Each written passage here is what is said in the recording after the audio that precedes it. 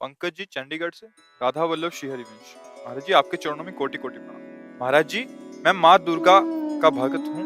माँ दुर्गा के दर्शन करना चाहता हूँ, तो मैं क्या करूँ कि वो जल्दी आ जाए महाराज जी। जब बच्चा माँ की गोद में बैठना चाहता है तो सबसे पहला उसका कार्य होता है खिलौने खेलना बंद करता है।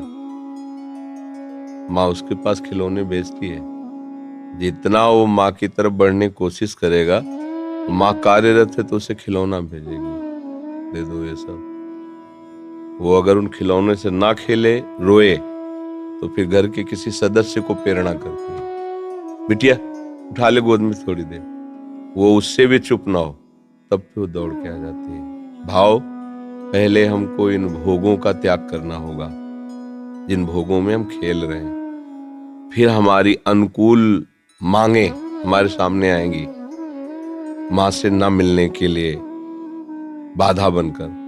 हम उन मांगों को भी जो सोचा था, चाहा था, वो मिले पर हम उसे स्वीकार न करें और रोते ही रहें, तो फिर माँ नहीं रुक सकती। वो तो वात्सल्य में कुपुत्रो जायते क्वचिदपि कुमातानुवत्। फिर वो आकर के साक्षात, पहले हमारी सामर्थ्य तो होनी चाहिए, माँ के दर्शन हो। हमारी माँ कोई प्राकृतिक माँ है क्या? आद्या शक्ति अनंत महामहिम है।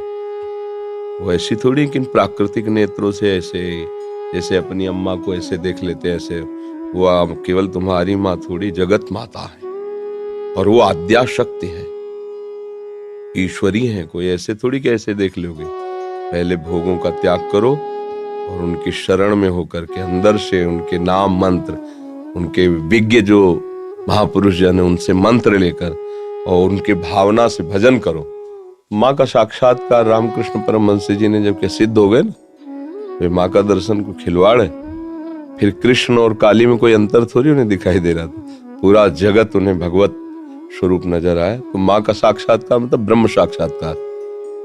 माँ कोई प्राकृतिक माँ थोड़ी है कि ऐसे ही गोद में बैठ जाओगे। उसके लिए ब्रह्म स्वरूप होना पड़ेगा, समस्त विकारों का त्याग करके केवल माँ की प्राप्ति के लिए। तो चाहे श्री कृष्ण प्राप्ति के लिए, चाहे माँ की प्राप्ति के लिए, वही प्रभु बने हुए हैं सब रूपों में। तो जितना सत्संग है सब उन्हीं की प्राप्ति के लिए है। आप पहले तो विकारों से बचिए, ब्रह्मचर्य का पालन कीजिए, खूब नाम जप कीजिए और लक्ष्य बनाइए कि देवी जो सर्वभूतों में व्याप्त शक्ति है, मैं उसका अनुभव करना चाहता हूँ। वो आ जाएंगी, कृपालु है, कृपा करके दर्शन दे। देवी प्रपन्नार्ति हरे प्रसीद, प्रसीद मातर जगतोखिलस्य, प्रसीद विश्वेश्वरी पाहि विश्वम, त्वमीश्वरी देवी चरा चरस्य। हे देवी आप ही चराचर रूप में विराजमान हो। आ गई ना सिद्धांत, सर्वम खलविदम ब्रह्म वासुदेवा सर्वम, आ गया ना। एक ही बात है, वो तत्व तो एक ही है, चाहे उसे माँ कहो चाहे पिता कहो, चाहे दोस्त कहो चाहे प्रीतम कहो। वही सखा है, वही प्रीतम है, वही माँ है। जिस भाव से भजोगे आ जाएगा। तुमेव माता च पिता तुमेव, तो वही शिव है, वही शक्ति है, कोई दो तो है नहीं। वही माँ है, वही पिता है। आप माँ भाव से भजोगे, हमारे प्रभु माँ भाव से आ जाएंगे। पर उनके आने के लिए जो स्वागत तैयारियां करनी है वो हमें करनी होगी। हमारे हृदय में जो अभी कूड़ा करकट वासनाएं हैं हटानी पड़ेगी। खूब नाम जप करे और भाव से चले तो तुम्हारी बुद्धि में ही प्रकाशित हो जाएंगी। या देवी सर्वभूतेषु बुद्धि रूपेण संस्थिता नमस्तस्यै नमस्तस्यै नमस्तस्यै नमो नमः। विराजमान हो जाएंगे बुद्धि में। देख मैं आ गई। उनके प्रचंड तेज को कोई सह सके? जब तक भजन के द्वारा अंतःकरण निर्मल, उनके प्रचंड तेज को सह सकते हैं। वो शिव शक्ति है, अम्बा है, आद्या शक्ति है। एक अंश में सूर्य विद्यमान, आंख मिला के देखो 12 बजे दोपहर के, और अनंत सूर्यों जैसी कांति मां भगवती की है।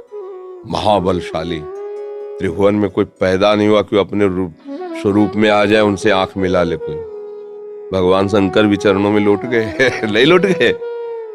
ये बात ध्यान रखना कि ये माँ कोई ऐसी माँ नहीं है प्राकृतिक, ये आद्या शक्ति चिदानंद माँ है। ऐसे थोड़ी सी चुनरी और नारियल चढ़ाने से तुम्हारी कामनाओं की तो पूर्ति कर देगी, लेकिन साक्षात्कार होने के लिए फिर अपना अस्तित्व मिटाना होगा, अपने अस्तित्व का बलिदान करना होगा। अस्तित्व का बलिदान, पूर्ण समर्पण और उन्हीं का केवल चिंतन, आ जाएंगे। क्योंकि वही है, दूसरा कोई है नहीं हमारी दृष्टि में। सब एक ही परमात्मा है, उसे किसी भी नाम रूप से आप पूज कर प्राप्त कर लो, वही है, दूसरा कोई है नहीं। समझ गए? महाराज